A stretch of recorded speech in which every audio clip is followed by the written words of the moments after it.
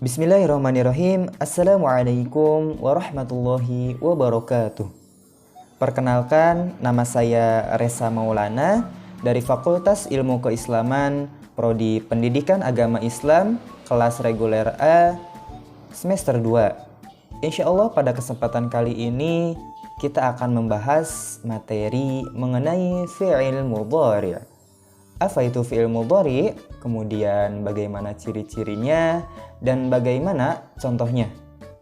Langsung saja kita masuk kepada pembahasannya. Nah, sebelum lebih jauh membahas mengenai fi'il mudhari', alangkah lebih baiknya kita paham dan tahu apa sih yang dimaksud dengan fi'il. Jadi, apa itu fi'il? Fi'il adalah kata yang menunjukkan arti pekerjaan atau peristiwa yang terjadi pada suatu masa atau waktu tertentu, yang dimana bisa terjadi pada masa lampau, sekarang, dan yang akan datang. Kemudian fi'il juga dibagi menjadi 3, yaitu yang pertama fi'il madi, kemudian yang kedua fi'il mudhari', dan yang ketiga yaitu fi'il amr. Nah, insya Allah pada kesempatan kali ini kita akan berfokus kepada pembahasan mengenai fi'il mudhari'. Nah, jadi fi'il mudhari' menurut bahasa yaitu perbuatan yang menunjukkan pada suatu masa tertentu. Sedangkan menurut terminologi, fi'il mudhari' adalah kata kerja yang menunjukkan kepada tercapainya suatu perbuatan pada zaman sekarang maupun zaman yang akan datang. Jadi secara simpelnya fi'il mudhari' adalah kata kerja dalam bahasa Arab yang digunakan untuk menyatakan pekerjaan yang sedang atau akan dikerjakan. Adapun dalam kitab Jurumiyah disebutkan wal mudhari'u ma kana fi awwalihi ihda zawaidil arba'i yajma'uha qawluka anaitu wa huwa marfu'un abadan hatta yadkhula alaihi nasibun aw jazimun.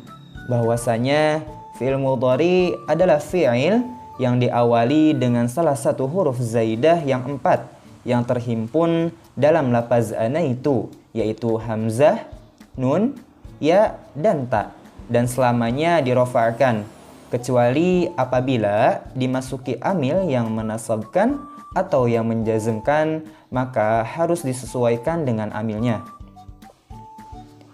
Kemudian selanjutnya adapun ciri-ciri dari fi'il mudhari yang dimana dibagi menjadi 2, yaitu yang pertama cirinya adalah fi'il mudhari wajib diawali dengan huruf-huruf mudhara'ah seperti hamzah, nun, ya, dan ta, atau bisa disingkat dengan anaitu atau anita.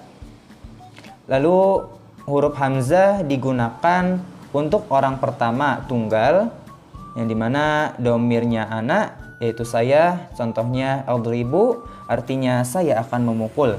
Kemudian huruf nun dipakai untuk orang pertama jamak, untuk domirnya nahnu, yaitu kami, contohnya nadribu, artinya kami akan memukul. Lalu huruf ya dipakai untuk orang ketiga tunggal, 2 atau jamak, untuk domirnya dia atau mereka, contohnya yadribu, yang artinya dia laki-laki akan memukul. Lalu huruf ta dipakai untuk orang kedua laki-laki atau perempuan, juga dipakai untuk orang ketiga perempuan tunggal dan dual atau ganda, contohnya tadribu, yang artinya kamu laki-laki atau dia perempuan akan memukul. Nah, jadi dalam ciri yang pertama ini yaitu ditandai oleh huruf-huruf mudhara'ah seperti hamzah, nun, ya, dan ta. Kemudian adapun ciri-ciri fi'il mudhari yang kedua yaitu dapat dimasuki oleh sin atau saufa yang menandakan zaman istiqbal, yang artinya yang akan datang. Nah, di sini adapun contohnya dalam surah At-Takatsur, yaitu bismillahirrahmanirrahim, kalla saufa ta'lamun, yang artinya janganlah begitu, kelak kamu akan mengetahui. Nah, di ciri-ciri yang kedua ini yaitu ketika dimasuki oleh sin atau saufa, maka menandakan zaman istiqbal yang artinya yang akan datang.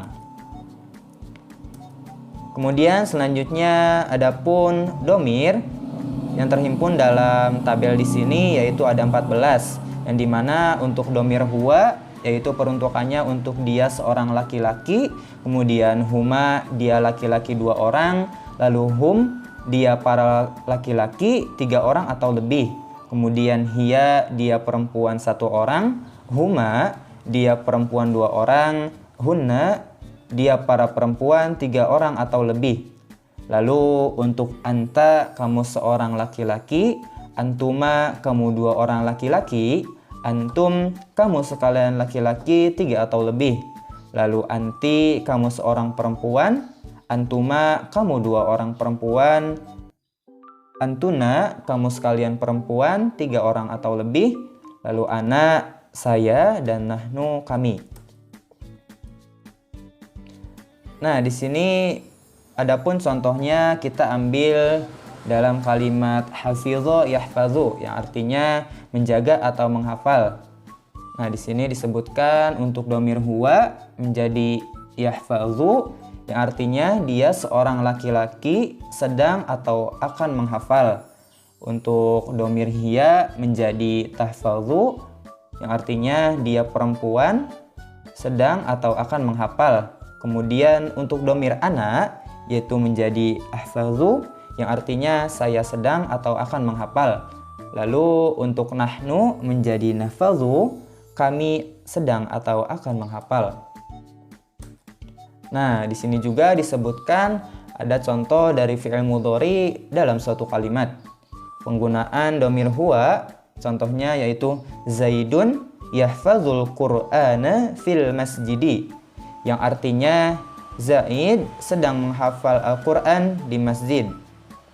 Lalu contoh yang kedua yaitu menggunakan domir huma, Zaidun wa Hasan yahfazanil Qur'ana fil masjidi, yang artinya Zaid dan Hasan sedang menghafal Al-Quran di masjid. Jadi dapat disimpulkan bahwasanya fi'il mudhari adalah kata kerja dalam bahasa Arab yang digunakan untuk menyatakan pekerjaan yang sedang atau akan dikerjakan. Adapun ciri-ciri dari fi'il mudhari yaitu diawali dengan huruf-huruf mudharaah yang 4, yaitu hamzah, nun, ya, dan ta, atau yang terhimpun dalam lafaz ana itu atau bisa juga anita. Kemudian ciri berikutnya yaitu dapat dimasuki oleh sin atau saufa yang menandakan zaman istiqbal yang artinya yang akan datang. Wallahu a'lam bishawab.